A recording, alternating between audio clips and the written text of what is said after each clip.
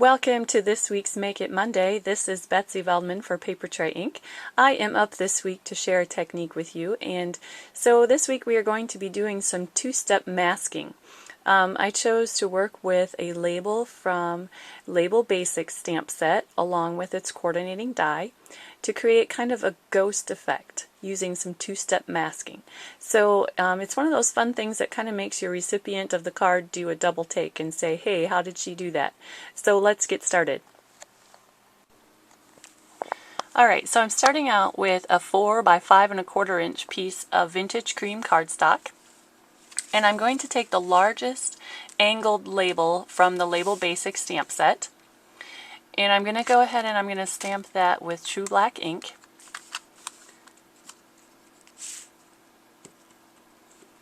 I like the Label Basics stamps and dies for this technique because the stamps are actually slightly larger than the dies. They're made to kind of bleed off the edges, which works really great for this technique.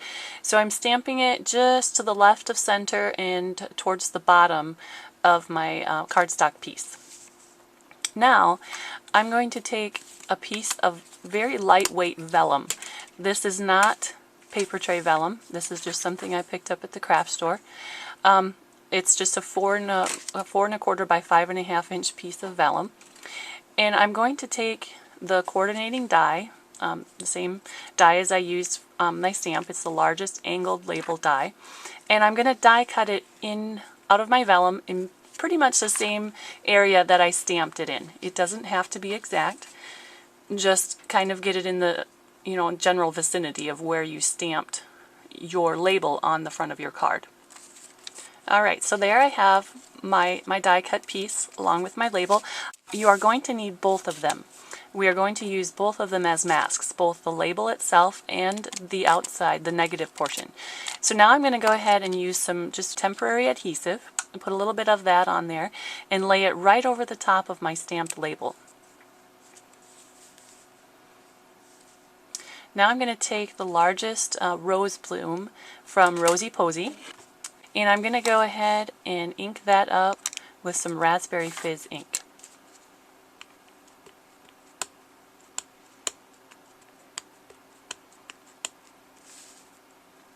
Now I'm going to stamp it right kind of in the lower right corner like this, and you'll notice that part of that flower is going over the label, which is actually the vellum. We have that masked off with the vellum. So I'm allowing that flower to extend over into that label area. And I'm going to stamp it again, this time in the upper left corner. Again, allowing that flower to extend both inside and outside the edges of my label. Now I'm going to stamp some houndstooth. This is from Background Basics houndstooth. And I'm going to be using Smoky Shadow ink. Just ink that up really good. And I'm going to stamp it just kind of across the center of my label.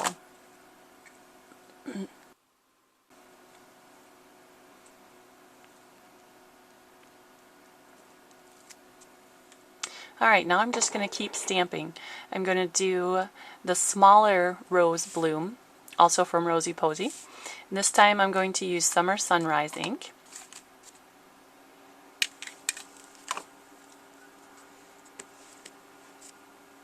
I'm going to stamp that just kind of above that larger bloom. Again, allowing part of it to extend inside the edges of that label. Remember, we still have our vellum mask over top of that label image. Now I'm going to take some leaves from Rosy Posy also, and I'm going to fill in with some leaves and stamp one just to the left of my first flower there.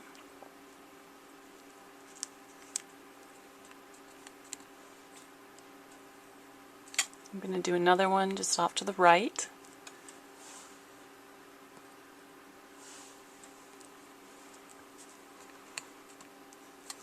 And fill in a little bit on this side too with another leaf. Now I'm going to take the smaller leaf from Rosy Posy and I'm going to stamp that a couple times right by my smaller flower.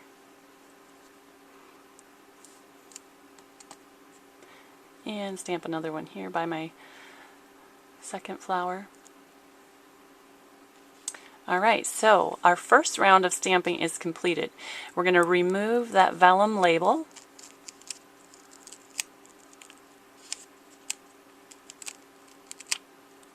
Alright. Now I'm going to take an eraser and I'm just going to gently erase any bits of adhesive that were left. I don't want to be stamping over any little bits of adhesive, so this eraser will just remove that. Now we're ready to do our second round of stamping. So we're going to take the other piece of vellum, and this is our second mask. This is our second step of our masking. So I'm going to put a little removable adhesive on that as well, and go ahead and position that right over the top of our stamped label. Alright, so we have our second mask down onto our front of our card, and now we're going to do the second round of stamping. You can see when I took off my first mask, this is the portions that were stamped inside of the boundaries of that label. So now we're going to do all of our stamping again, but this time the outside of that label is masked. And I'm going to grab some scrap paper, and this time before stamping the images onto my project, I'm going to stamp them onto some scrap paper. That's going to create that lighter color, kind of that ghost effect.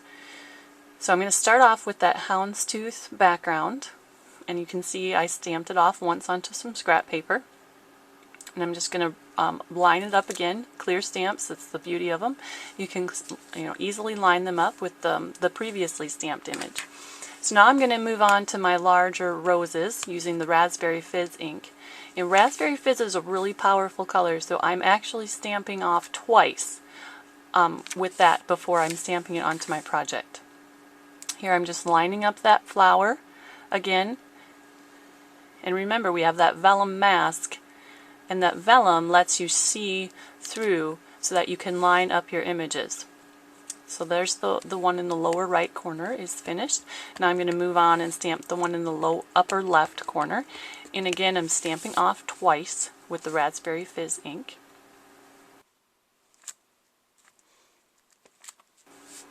I'm going to go ahead and align that image with the first.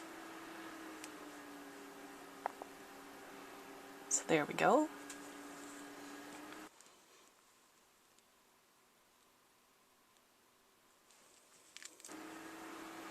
Now I'm going to move on and do that smaller flower with the Summer Sunrise ink. Again, stamping off on my scrap paper. And there we're going to just align it with that first image.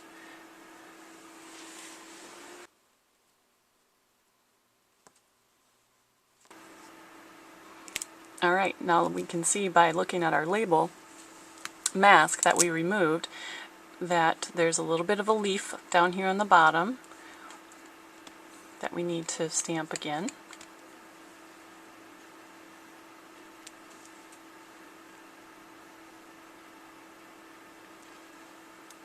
And also this little leaf up on the top extends inside that frame, so we're going to do that one as well.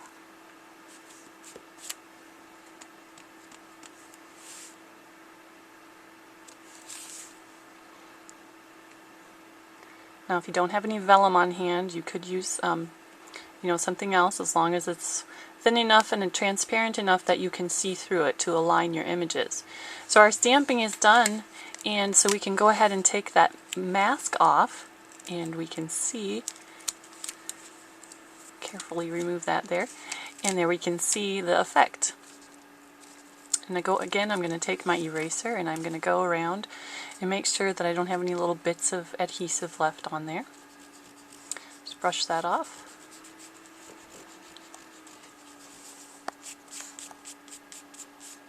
Now we're going to stamp our sentiment. I'm using a sentiment Celebrate Today and Every Day, which is from Happy Trails stamp set. I'm going to use True Black ink again. Just go ahead and stamp that in the center of that label. Now if I hadn't done the stamping off and the masking, those images would have been very strong and would have probably overpowered my sentiment. But since they are a little bit fainter, my sentiment shows up nice and clear. Alright, so now we're going to finish off the top of our card. I have a 1.5 by 4 inch piece of polka dot paper. This is from Black and White Basics collection, and I die cut the edge with the edgers number 3. So I'm going to go ahead and adhere that to the top of my card.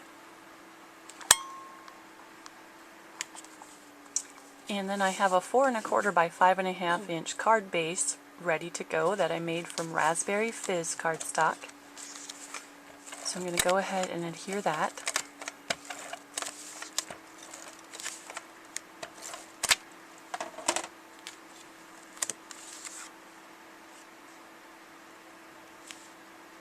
And then we're going to do just a little bit of a ribbon treatment up at the top. Also, I have a 10-inch piece of Summer Sunrise saddle stitch ribbon, and I'm going to put some score tape across the entire piece.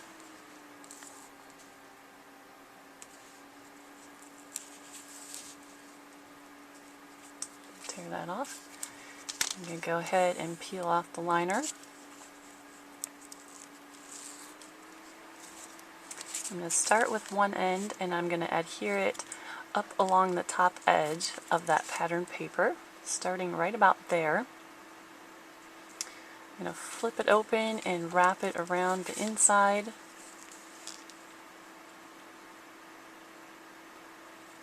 And then I have the other end cut into a little V-notch there. Just a quick and easy ribbon treatment. And then I'm going to finish it off with a Raspberry Fizz button, which I have threaded with some twine. I'm just going to adhere that with a little glue dot.